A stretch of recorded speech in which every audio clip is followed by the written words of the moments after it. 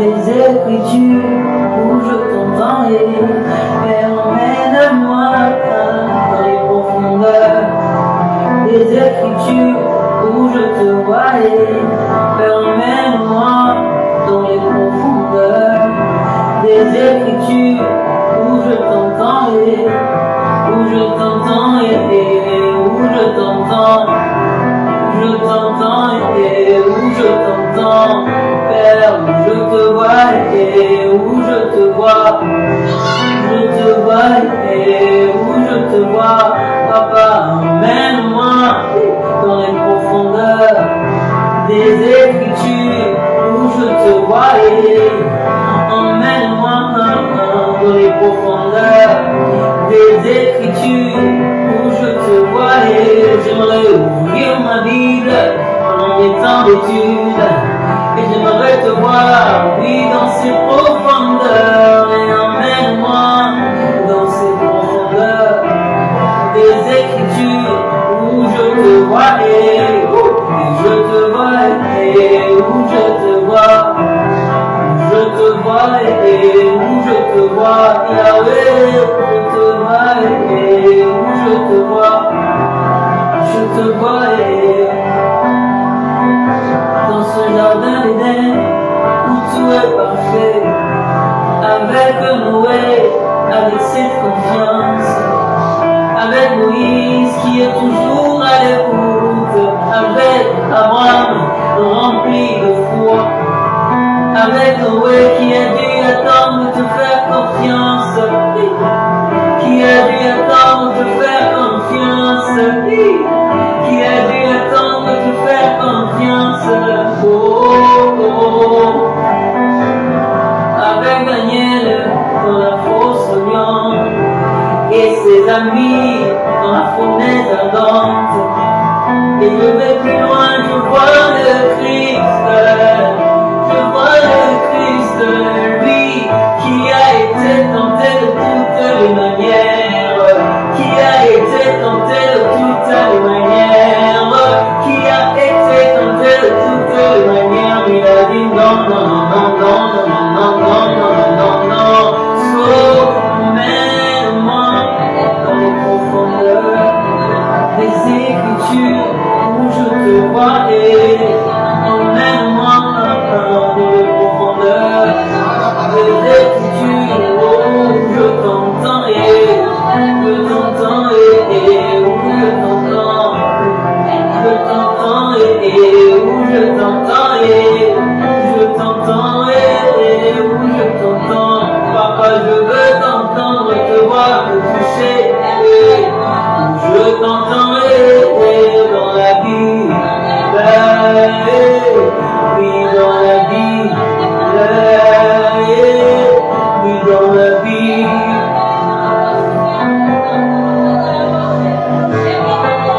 Tu vis et tu règnes jamais.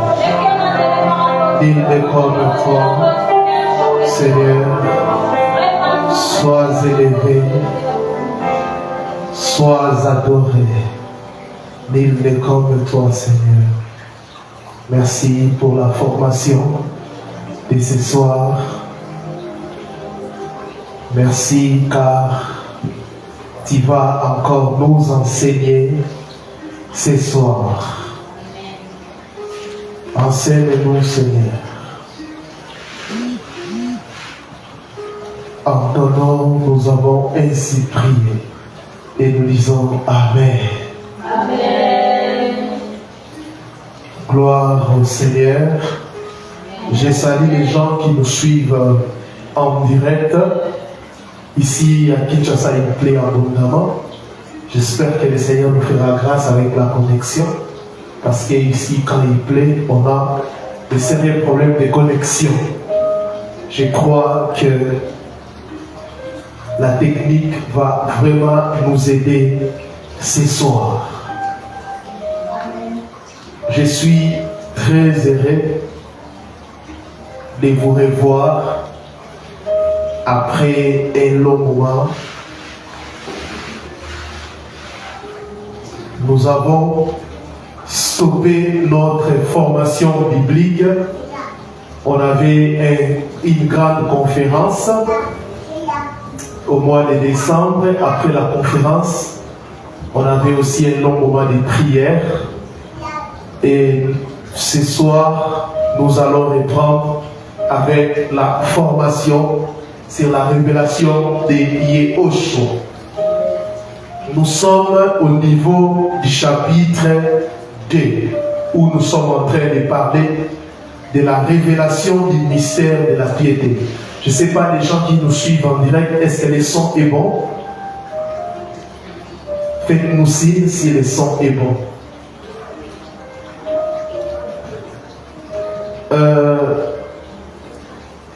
Dans notre dernière séance, nous avons parlé sur la divinité de Yehoshua HaMashiach révélée par le Messie et ses disciples. Ça fait un peu longtemps, je suis en train de rappeler pour que nous puissions être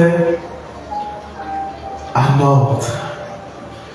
Et nous avons parlé de la révélation de Yehoshua. Non, le point A, nous avons dit que Yehoshua lui-même a révélé sa divinité. Et le point B, nous avons parlé sur la divinité de Yehoshua révélée par ses disciples. Le point C, c'était quoi? La divinité de Yehoshua révélée par ses œuvres. Et on s'est arrêté là, je crois. Pour ce soir, nous entamons le 4e point du 2e chapitre. Nous sommes toujours dans notre 2e chapitre. Maintenant, c'est le 4e point. Le 3e point, c'est quoi?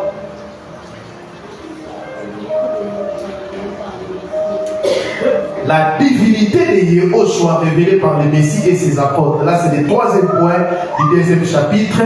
Et nous avons déjà épuisé ces points. Pour ce soir, le point 4. La divinité de Yehoshua HaMashiach révélée dans son unicité avec le Père. La divinité de Yehoshua HaMashiach révélée dans son unicité avec le Père.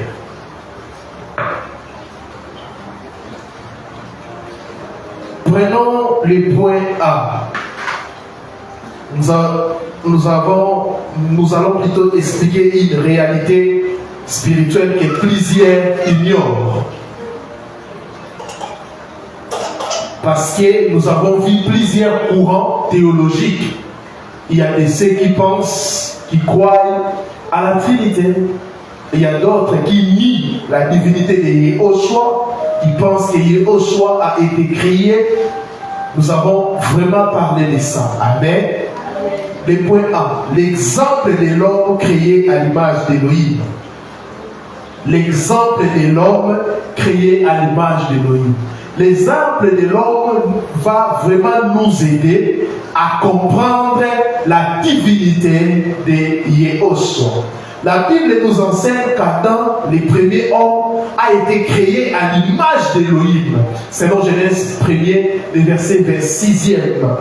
Et 1 Thessaloniciens 5, 23, quand nous lisons cela, on apprend que l'être humain est à la fois esprit, âme et corps. Selon 1 Thessaloniciens 5, le verset 23e.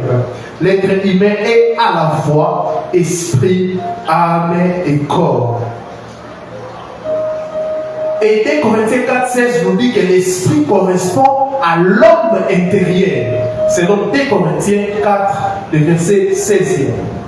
Lévitique 7, 11 à 14 nous enseigne que l'âme et le sang, la vie, la volonté ou les sentiments. L'âme et le sang. L'âme, c'est le sang. La vie, la volonté ou les sentiments. Selon Lévitique 17, 11 à 14. Et le corps est la tente ou la maison. Selon 2 Corinthiens 5, les 4 premiers versets. Le corps est la tente ou la maison selon 2 Corinthiens 5 et les 4 premiers versets. La fonction de l'esprit est de rentrer en communion avec le monde spirituel. C'est ça la fonction de l'esprit. Celle de l'âme est d'aimer, c'est-à-dire être en relation avec les autres humains. 1 Samuel 18 premier. Et celle du corps est d'héberger l'esprit et l'âme et d'être en relation avec le monde matériel. Je répète, la fonction de l'esprit est de rentrer en communion avec le monde spirituel. Celle de l'âme est d'aimer, c'est-à-dire être en relation avec les autres. L'âme, c'est le siège des sentiments, le siège des émotions. Et les corps, et celle du corps est d'héberger l'esprit et l'âme et d'être en relation avec le monde matériel, avec le monde physique. Maintenant, écoutez, votre esprit n'est pas votre âme. Votre âme n'est pas votre esprit n'est pas votre corps. Néanmoins, votre esprit c'est vous, votre âme c'est vous et votre corps c'est vous. Bien que vous soyez constitués de ces 3 parties, cela ne signifie pas que chacune de ces parties constitue des personnes à part. Est-ce que quelqu'un me comprend? Amen. Cela ne signifie pas que chacune de ces parties constitue des personnes à part. Alléluia. Amen. Tu n'es pas 3. En toi, il n'y a pas 3 personnes, il y a une seule personne, mais il y a 3 dimensions, corps, âme et esprit. Cela ne fait pas de toi 3 personnes. Parce que plusieurs ne comprennent pas des réalités.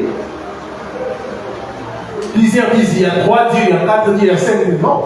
Est-ce que toi tu es 5? Non, mais tu as plusieurs parties. De même, sur le plan social, l'être humain peut remplir plusieurs fonctions. Par exemple, vous pouvez être fils de vos parents, frère de vos frères et sœurs, mari de votre femme, père de vos enfants, citoyen du pays.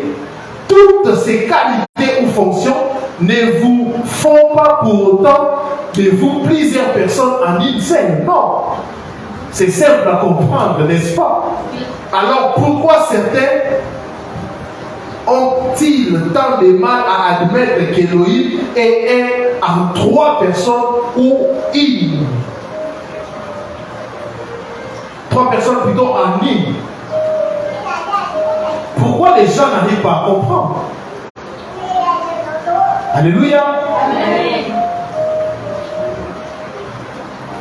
Alléluia. Amen. Je suis pasteur, professeur, je suis le mari de ma femme. Est-ce qu'on peut dire qu'il y a 3 chadrats? Non. Alléluia. Amen. Je suis une seule personne, mais j'ai rempli plusieurs fonctions. Je suis en même temps mari, professeur et pasteur. Alléluia. Amen. Pourquoi des choses si simples, mais les gens n'arrivent pas à comprendre? Pourquoi des choses si simples que les enfants même de l'école peuvent comprendre, mais il y a jusqu'au XXIe siècle des débats comme ça, pareil. Non, il n'est pas bien, il n'est pas bien, il y a un seul Dieu, il n'est pas des choses pareilles. Simple comme bonjour. Vous savez pourquoi? Parce que il y a plusieurs courants. Chacun veut tirer les rideaux de son côté. Alléluia. Amen. Alléluia. Amen. Et les gens, au lieu de lire la Bible selon le Saint-Esprit, ils lisent la Bible selon les, n'est-ce pas, institutions religieuses. Ils interprètent la Bible selon un modèle établi par l'air, n'est-ce pas, idole ou dadi, je ne sais pas pourquoi. Vous voyez ça? C'est simple et très simple. Il y a un seul Elohim, mais qui a joué plusieurs rôles. Ce n'est pas seulement 3, mais 4 ou 5. il peut se manifester comme il veut. Mais si nous devons prendre chacune de ces manifestations comme une personne, là vraiment, c'est une aberration. C'est une aberration.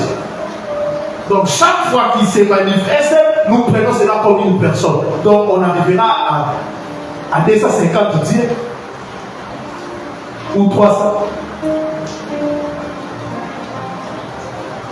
Vous voyez ça? Lisez la Bible selon l'esprit et non selon vos appartenances dénominationnelles. Parce que tel a dit. Même dans la philosophie, on nous enseigne la liberté de penser. Comment, toi, un intellectuel, tu peux réfléchir par procuration. C'est ça qu'on appelle réfléchir par procuration. Tel a dit, et Branham a dit, telle personne a dit, et tout le monde est en train de suivre cela sans réfléchir. C'est ça une secte. Où les gens ne peuvent pas réfléchir différemment, n'est-ce pas, de l'autorité spirituelle qui est là. Même s'il a dit des bêtises, nous devons dire oui et amen. C'est ça, une secte. Alléluia.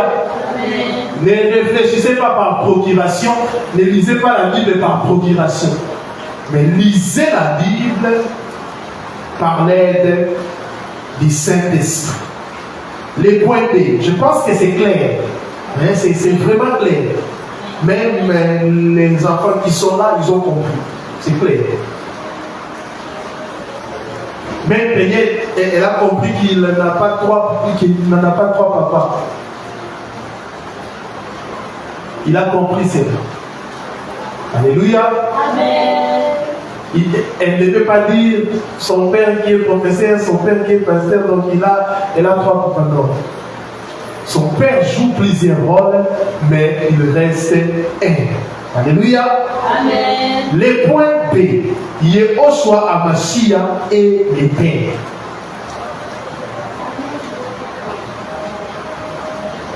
Yehoshua Amashia et les pères. Alléluia. Amen. En tout cas, ne manquez pas le livre que je suis en train d'écrire sera distribué gratuitement.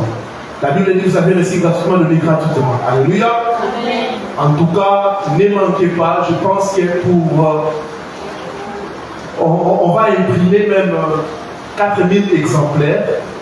Je pense 2000 on va envoyer pour nos frères qui sont à l'étranger et les 2000 on va distribuer cela à Kinshasa. Amen.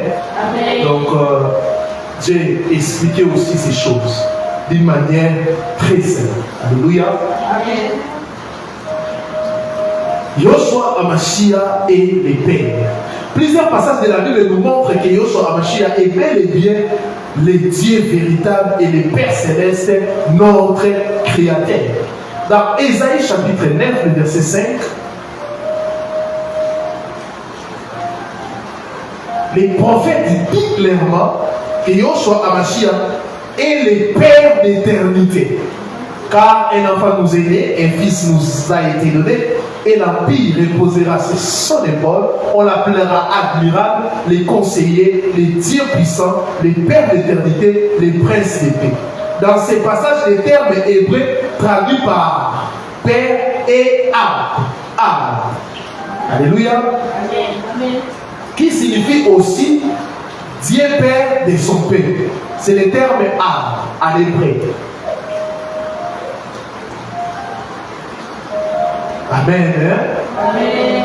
Car il y a même aussi plusieurs traductions des Bibles qui ont, n'est-ce pas, étouffé ces mots Ab. Ab qui signifie Dieu Père de son Père. Paul disait au sein de l'église du premier siècle, dans Galates 4:6, et parce que vous êtes fils, Dieu a envoyé l'esprit de son fils dans vos cœurs, lesquels crient Abba, c'est-à-dire Père. Romains 8, 15. Et vous n'avez pas reçu un esprit de servitude pour être encore dans la crainte, mais vous avez reçu l'esprit d'adoption par lequel nous crions Abba, c'est-à-dire Père. L'Esprit de Dieu nous révèle les pères. Or, il est soit disait aux apôtres que le Saint-Esprit parlerait de lui et des non, de lui et des. Il parlerait plutôt de lui seul. Alléluia. Amen. Et non de quelqu'un d'autre. Amen. Amen. Écoutez, on va dire ça. Jean 16, 13 à 15. Notez bien ces passages. Nous sommes dans une école biblique. On doit aller doucement. Jean chapitre 16, à partir du 13e verset jusqu'au 15e verset. Mais quand l'Esprit de vérité sera venu, il vous conduira dans toute la vérité. Car il ne parlera pas de lui-même, mais il dira tout ce qu'il aura entendu et il vous annoncera les choses à venir. Il me glorifiera, car il prendra ce qui est à moi et vous l'annoncera. Tout ce que mon Père a est à moi. C'est pourquoi j'ai dit qu'il prendra plutôt ce qui est à moi et il vous l'annoncera. Quand on dit Père d'éternité, le mot éternité dans Ésaïe 9,7 vient de l'hébreu Ad. Ad, qui veut dire perpétuité, pour toujours. Perpétuité pour toujours, continuant dans le futur. Alléluia. Amen. Donc, Père d'éternité,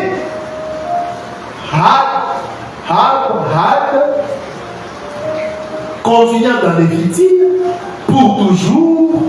Quand nous voyons ces qualificatifs, nous les retrouvons aussi dans les noms du Seigneur, révélés, n'est-ce pas, à Moshe et à Yahashua. Amen. Ce terme peut être utilisé pour 3 temps, c'est-à-dire le passé, le présent et le futur. Wow. Pour le passé, il est traduit par de tout temps. Pour le présent, existence continue. Et pour le futur, à jamais. Yes. Ces 3 temps correspondent à l'expression grecque. Par l'expression grecque, on kai et chromenos. Traduit par c'est lui qui est, qui était et qui vient. Amen. Amen. Dans Apocalypse, chapitre 1er, le verset 4. Apocalypse, chapitre 8, le verset 4. Apocalypse, chapitre 8, le verset 11. Apocalypse 17, 16 et le verset 5. Apocalypse 1, le verset 4. 8, 4. Apocalypse 8, le verset 11. Apocalypse, chapitre 17, chapitre 16, le verset 5e. On voit clairement qu'en lisant ça, nous voyons clairement que Yeshua, il est vraiment le Père éternel. Écoutez aussi une chose. Philippe avait demandé à Yeshua de lui montrer le Père. C'est à quoi le Seigneur a répondu. Écoutez, si vous me connaissiez, vous connaîtriez aussi mon Père. Mais dès maintenant, vous le connaissez. Et vous l'avez vu. Ah, vous l'avez vu. Philippe lui dit, Seigneur, montre-nous le Père et cela nous suffit. Yoshua lui répondit, je suis depuis si longtemps avec vous et tu ne m'as pas connu, Philippe. C'est lui qui m'a vu a vu le Père. Et comment dit-il, montre-nous le Père? Jean chapitre 14, 7 à 9.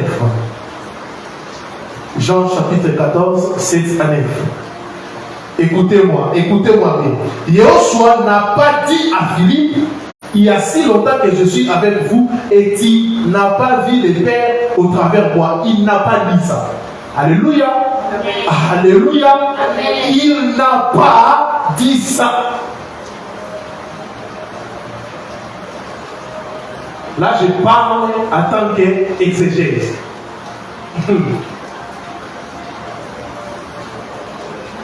Je parle en tant qu'exégète. Alléluia.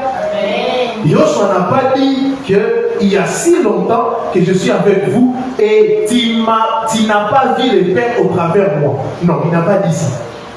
Il n'a pas utilisé la troisième personne du singulier pour parler du Père. Mais il a utilisé la première personne car il est lui-même le Dieu véritable.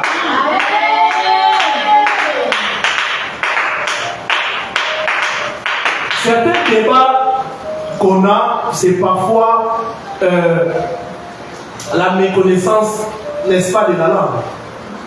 Oui. Parce qu'il y a certaines choses, quand on comprend bien la langue, quand on comprend bien la phraseologie, quand on comprend bien une langue, c'est très facile.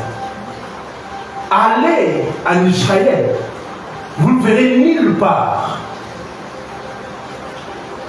où on te parlera de, je sais pas, de 3 dieux, 2 dieux ou 4 dieux.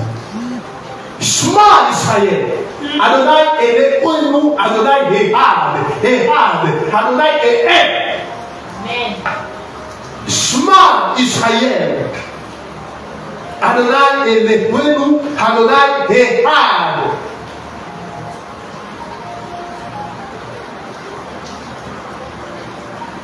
Écoute Israël.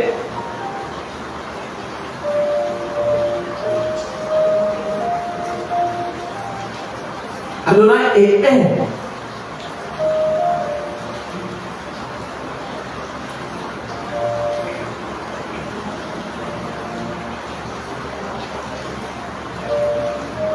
Il n'a pas utilisé la troisième personne du singulier pour parler du Père, mais il a utilisé la première personne, car il est lui-même, n'est-ce pas, le Dieu véritable. Voici quelques déclarations qui confirment la paternité de Yehoshua.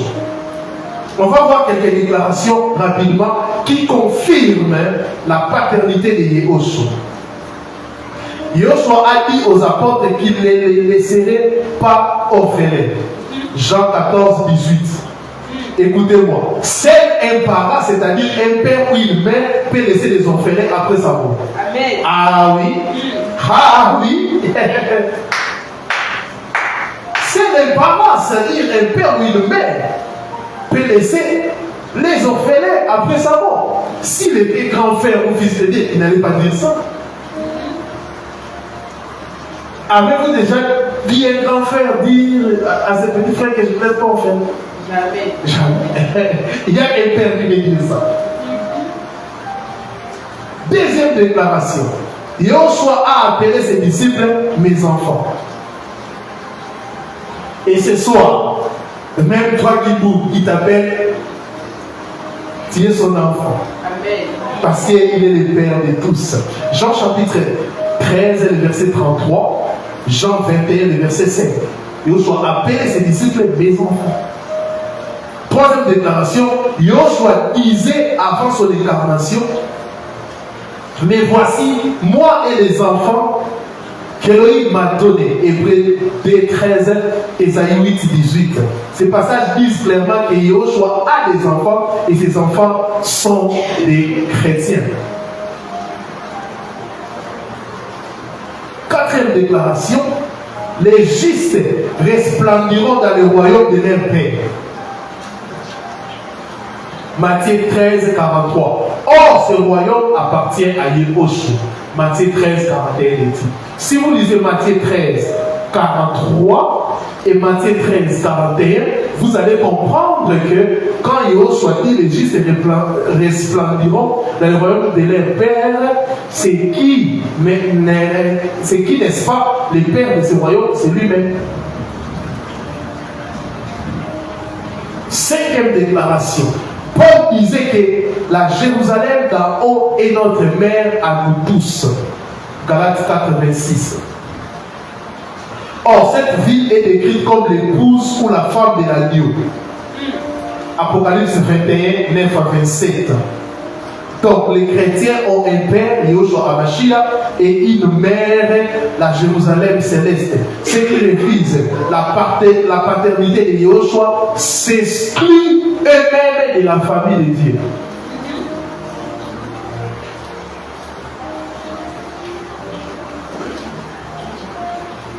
Est-ce que c'est clair ce soir?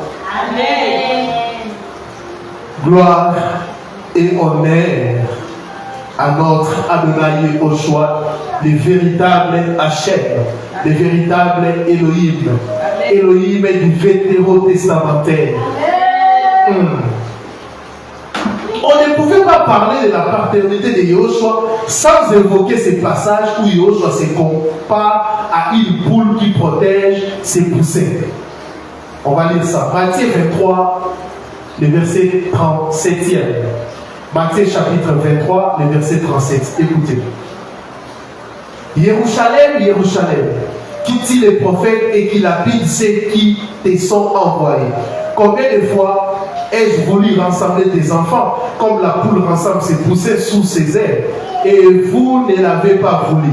Voici votre maison va devenir déserte, car je vous l'ai dit, vous ne me verrez plus désormais jusqu'à ce que vous disiez, béni soit celui qui vient au nom du Seigneur. Là, on parle même de la venue du Seigneur quand il viendra, n'est-ce pas, libérer Israël. Et Israël va dire, béni soit celui qui vient au nom du Seigneur. On va lire aussi la même histoire, mais dans Luc 13, 34 à 35, pour que nous puissions comprendre. Alléluia. Ici, nous donnons que des passages bibliques pour expliquer. Alléluia. Je suis bibliste.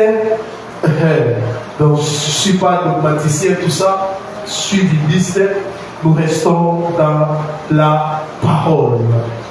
Jérusalem, Jérusalem, qui tue les prophètes et qui lapide ceux qui te sont envoyés. Combien de fois ai-je voulu rassembler les enfants comme la poule rassemble ses poussins sous ses ailes, et vous ne l'avez pas voulu. Voici votre maison va être déserte, et je vous le dis en vérité que vous ne me verrez plus jusqu'à ce que vous disiez, béni soit celui qui vient au nom du Seigneur. Écoutez, dans ces passages, le mot poule vient du grec ornis, qui veut dire oiseau, coq ou poule. Le mot poule dans ces passages vient du grec ornis, qui veut dire oiseau, coq ou poule. Le verbe rassembler vient du grec episunogo, utilisé aussi pour parler du rassemblement des élus au retour du Seigneur. C'est le même mot qui est utilisé. Matthieu 24, 31, Marc 13, le verset 27. Dans les deux premiers passages, le Seigneur Yahushua Hamashiach se présente comme une poule qui déploie ses ailes protectrices pour protéger les Juifs qu'il considérait comme des poussins, c'est-à-dire ses enfants. Et le mot poussin vient du grec moussion, qui veut dire une couvée, une niche d'oiseau. La racine de ces mots est néos, qui signifie né récemment, ou jeune, ou nouveau. Alléluia. Amen. Cette métaphore, écoutez bien, écoutez. Cette métaphore nous rappelle aussi celle d'Exode 19:4. Écoutez, vous avez vu ce que j'ai fait aux Égyptiens. Comment je vous ai porté sur des ailes d'aigle et vous ai amené à moi. Amen. Amen. Deutéronome 32, 9 à 11. Ici, je vous démontre comment Elohim, les pères au niveau du Tana, il s'est présenté aussi comme un protecteur qui déploie ses ailes, n'est-ce pas, pour protéger ses enfants. Yahushua a dit cela dans ces passages qu'on a lu dans les évangiles. Vous avez compris que Yahushua a dit cela. Maintenant, nous sommes dans des Tanakh pour comparer. Car la portion de Yahweh, c'est son peuple. Jacob est le lot de son héritage. Il l'a trouvé dans un pays désert, dans la désolation, des hurlements d'une solitude. Il l'a entouré, il l'a dirigé, il l'a gardé comme la prunelle de son aile, comme l'aigle éveille sa nichée, couvre ses petits, étend ses ailes, les prend, les porte sur ses ailes. Yahweh seul l'a conduit, il n'y a point eu avec lui des dieux étrangers. Ézéchiel chapitre 1er, le verset 4. Nous allons voir aussi les pères.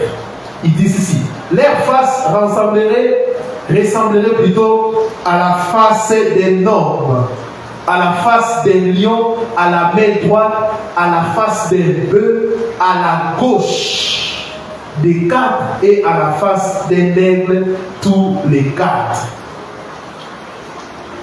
Apocalypse 4, verset 7. Apocalypse 4, verset 7.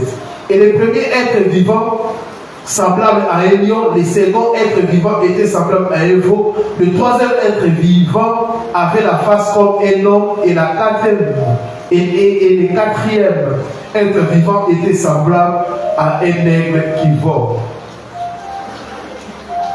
Écoutez, l'aigle est un oiseau qui protège également sa progéniture d'autres prédateurs en déployant ses ailes. Alléluia. Amen. C'est pour cela, vous allez voir, je pense que c'est dans le psaume 91, les 11 premiers versets. On va lire ça. C'est lui qui demeure sous la couverture du Très-Haut, repose à l'ombre du Tout-Puissant. J'ai dit à Yahvé, tu es ma retraite et ma forteresse, tu es mon Dieu en qui je me confie. Ici même, dans notre passage, il est écrit, il te couvrira de ses plis et tu trouveras un refuge sous ses ailes. Alléluia. Amen. On ne va pas lire tout. On connaît ces passages-là que 1000 tombent à ton côté et que 10 000 à ta droite ne sera pas à terre. Je sais que les gens, les récits, pour dormir, tout ça, de protection. Bon, j'entrerai pas dans ces débats. Ces passages que nous venons de lire déclarent clairement qu'il y avait à des ailes sous lesquelles ces enfants peuvent s'abriter. Yehoshua est l'aigle royal que Jean présente dans son évangile. En effet, Jean-Baptiste déclara que Yehoshua était d'en haut. Ah, l'aigle, d'en haut, pas d'en bas. Ah, il est l'aigle royal. Jean 3, le verset 31. C'est lui qui vient d'en haut et au-dessus de tous. C'est lui qui est venu de la terre et de la terre. Et il parle comme venant de la terre. C'est lui qui est venu du ciel et au-dessus de tous. Et Yehoshua lui-même confirma les propos de son prophète. Jean 8, 23. Alors il leur dit, vous êtes d'en bas, mais moi je suis d'en haut. Vous êtes de ces mondes, mais moi je ne suis pas de ces mondes. Comment quelqu'un qui n'est pas le Père, selon les dires de certains, peut se présenter comme les parents de ses poussins? Nous sommes les poussins du Seigneur. Oh, n'est-ce pas merveilleux? N'est-ce pas merveilleux?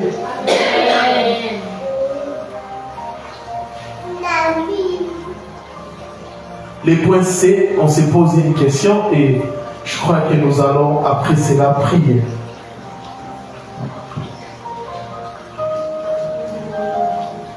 Peut-on considérer Père comme le nom propre d'Élohim? Peut-on considérer Père comme le nom propre d'Élohim ou de Dieu? Certains affirment que le nom du Père est Père et celui du Saint-Esprit est Saint-Esprit. Or, Père, Saint-Esprit et même Fils ne sont en aucun cas des noms propres. Je le répète, les mots Père, Saint-Esprit et même Fils ne sont en aucun cas des noms propres. Je le répète encore, les noms Père, Saint-Esprit et même Fils ne sont en aucun cas des noms propres. Contrairement aux noms communs qui possèdent une définition et que l'on utilise pour nommer tous les éléments d'un même ensemble, les noms propres lui servent à nommer un seul élément, un lien, une personne. Il n'a pas de définition.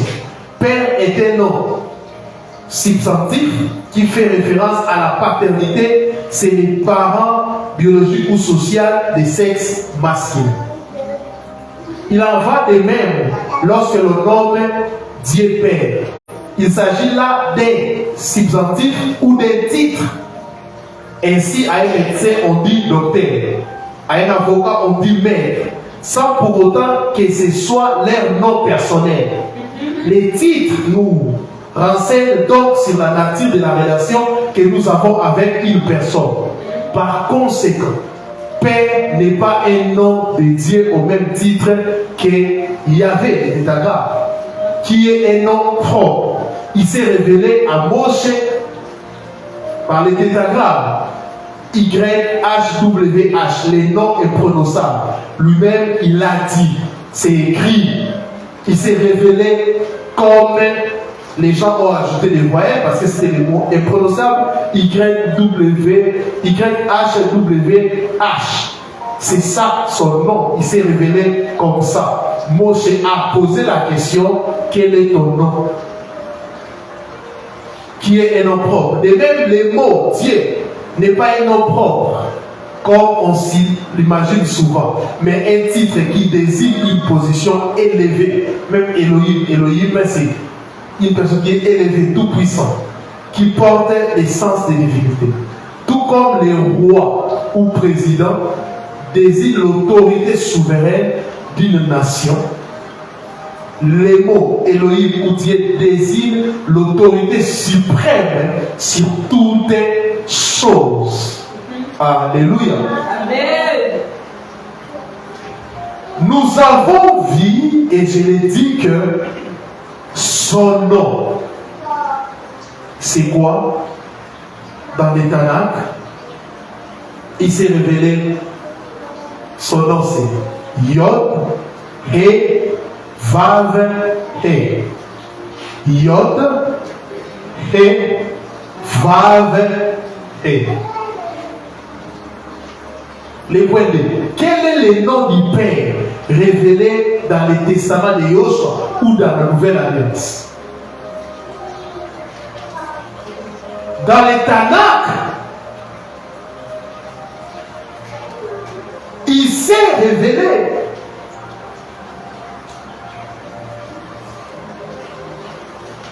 comme étant, ou son nom, en répondant à Moïse,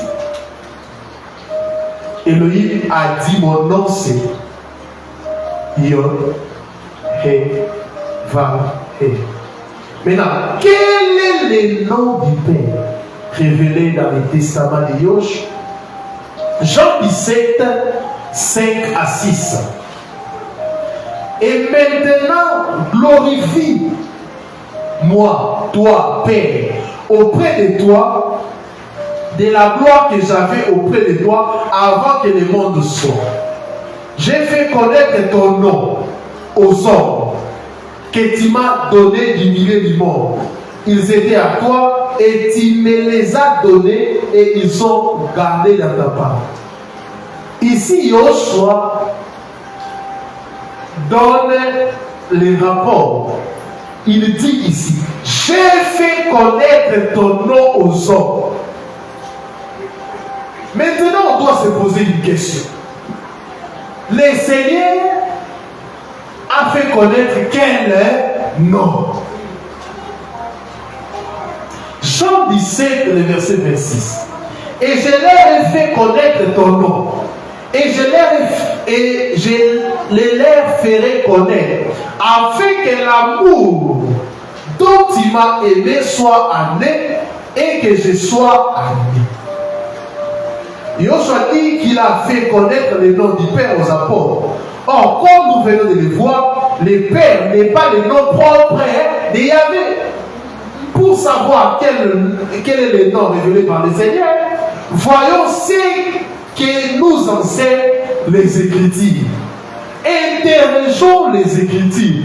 Analysons la vie du Seigneur pour comprendre les noms que le Seigneur nous a laissés. Premièrement, primo, prier et agir au nom de Yehoshua HaMashiach. Prier et agir au nom de Yehoshua HaMashiach. Jean chapitre 14, nous commençons par le verset 13e jusqu'au verset 14. Il est écrit: et tout ce que vous me demanderez à mon nom, je le ferai, afin que le Père, qui n'est pas un nom, un titre, une fonction, soit glorifié dans le Fils, qui n'est pas un nom. Si vous demandez à mon nom quelque chose, je le ferai. Oh. Mais s'il nous a dit, j'ai fait connaître ton nom, le nom du Père. Mais ici, tu nous dis de prier en ton nom. Donc, le nom en question, c'est ton nom. Colossiens chapitre 3, le verset 17. Et quoi que vous fassiez, en parole ou en œuvre, faites tout au nom du Seigneur Yehoshua. Faites tout au nom du Seigneur Yehoshua. Faites tout au nom du Seigneur.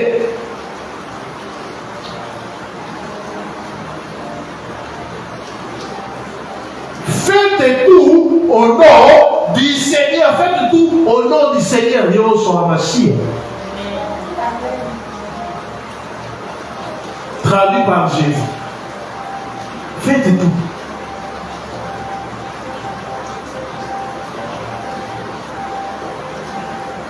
Si vous voulez faire quelque chose, ne cherchez plus au Père, au Fils, non. Faites ça en son nom.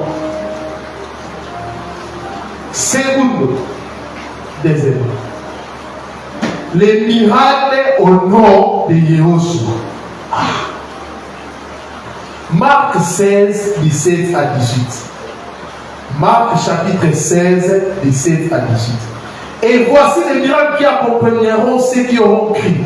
Ils chasseront les démons à mon nom, ils parleront des nouvelles langues, ils saisiront des serpents avec la main, et s'ils boivent quelques breuvages mortels, il ne leur fera pas de mal. Ils imposeront les mains aux malades et ils seront guéris. Des miracles en son nom. J'ai fait connaître ton nom. Mais nous sommes en train d'analyser maintenant la vie du Seigneur. Nous comprenons que les noms en question qu'il dit, c'est son nom. Troisièmement, il va plus loin maintenant. Les salis à Yehoshua.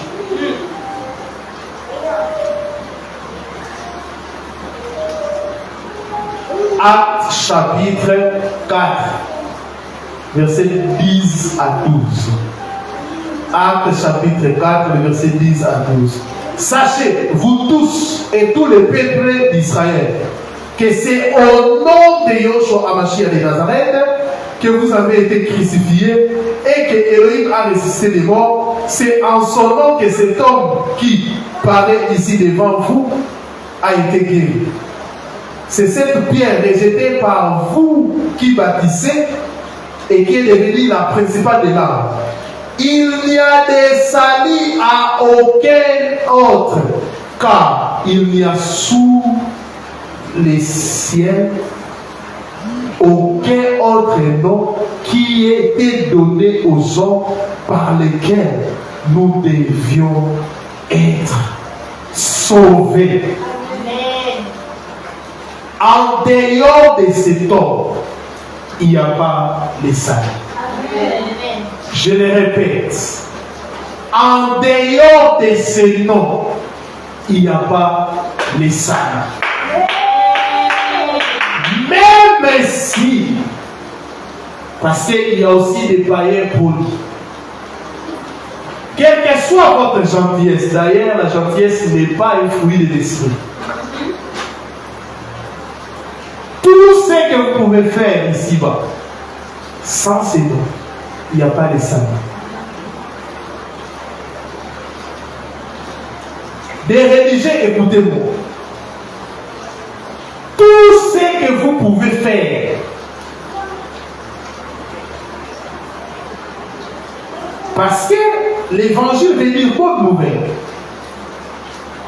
La religion, c'est l'ensemble des efforts humains, n'est-ce pas, pour atteindre Yahvé.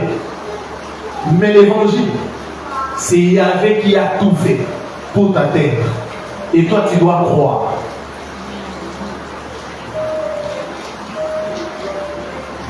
Oh, nous sommes des Nzambiampou.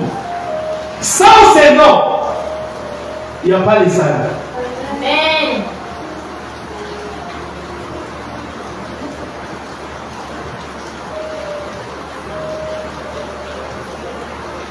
Mahomet a dit ceci. Je vous amène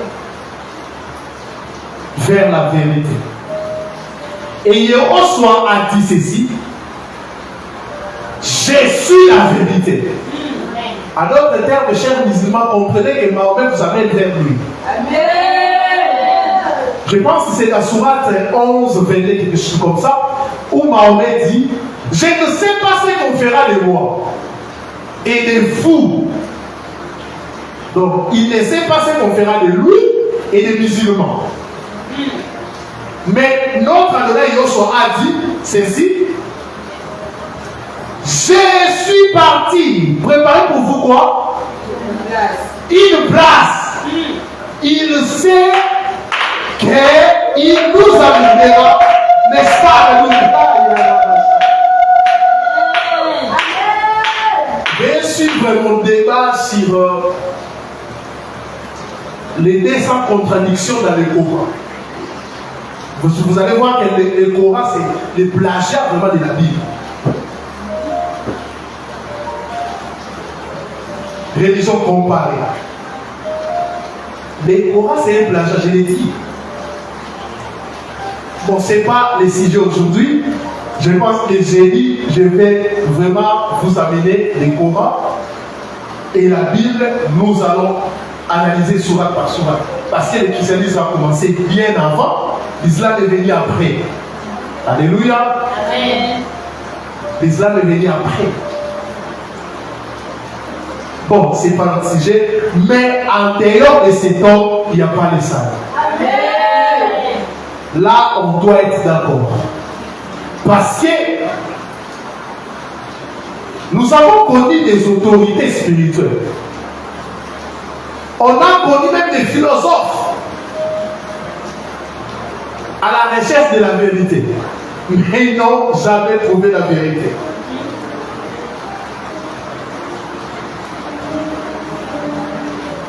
Si nous analysons les paroles du Seigneur, c'est vraiment fort.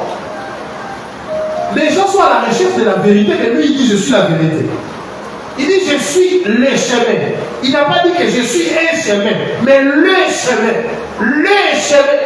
Amen. La vie. Et il dit quiconque croit en moi ne mourra pas.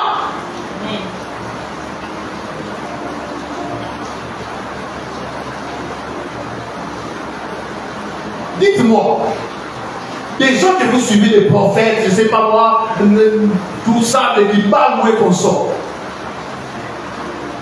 Tous sont nés d'une manière naturelle. C'est-à-dire, il y a l'homme d'un côté, une femme. Les spermes ovules, la fécondation. Tous les fondateurs, je ne sais pas moi, des religions, sont passés par là. Mohamed, Bouddha, je ne sais pas moi qui encore. Kimbangu, Branham sont passés par là.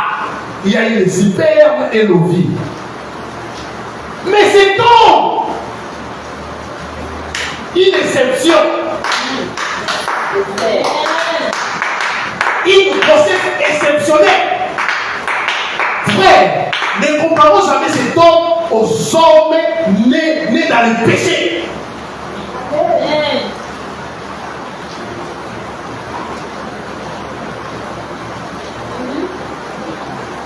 Comment vous pouvez comparer les créateurs avec des créatures?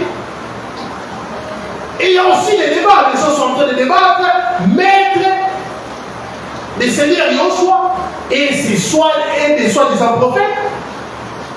Et même pas d'égalité. Non, frère. C'est une abomination.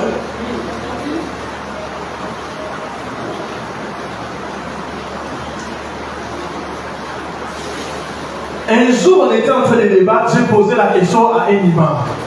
Dans les débats que nous faisons, pourquoi le Seigneur a fait une exception?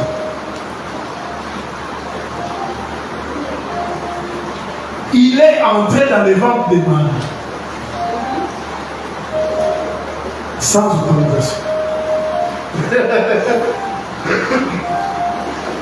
Mais il a seulement informé. Il a envoyé le messager pour l'informer. Il dit, désormais madame, je vais utiliser ton ventre pour...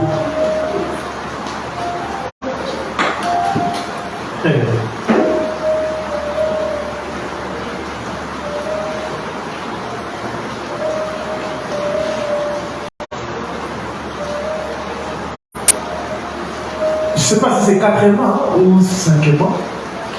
Baptisé dans le nom de Yahushua.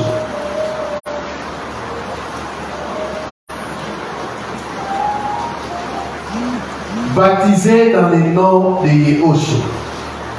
Matthieu 28, 19. Allez donc et faites de toutes les nations des disciples, les baptisant dans le nom du Père, du Fils et du Saint-Esprit. Dans ces passages, les noms du Père, Fils et Saint-Esprit est aussi lié. Donc le Père, le Fils et le Saint-Esprit ont un seul nom.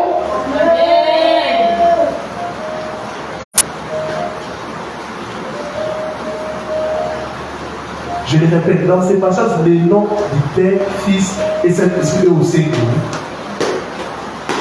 Normalement, on allait être baptisé dans les noms ou au nom.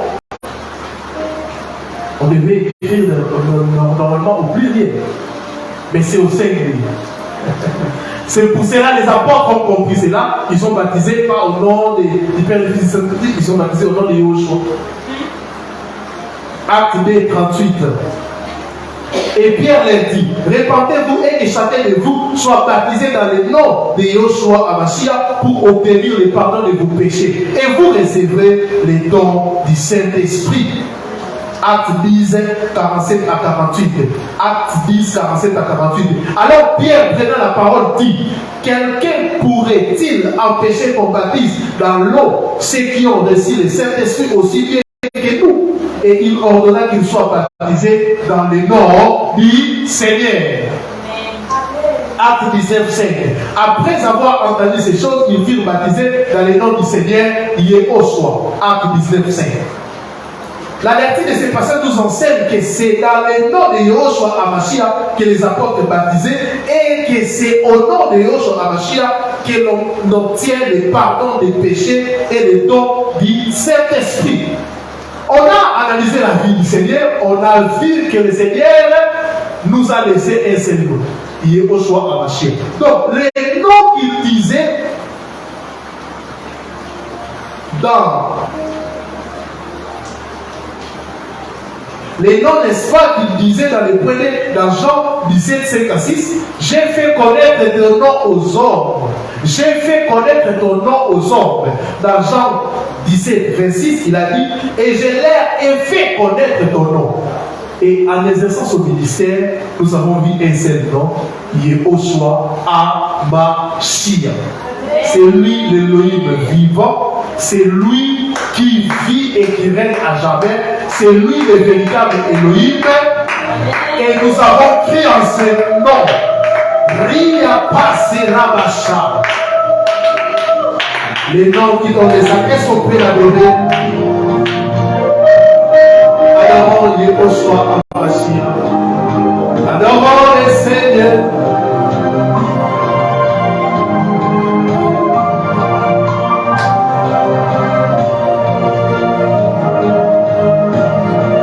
Adorons le Seigneur.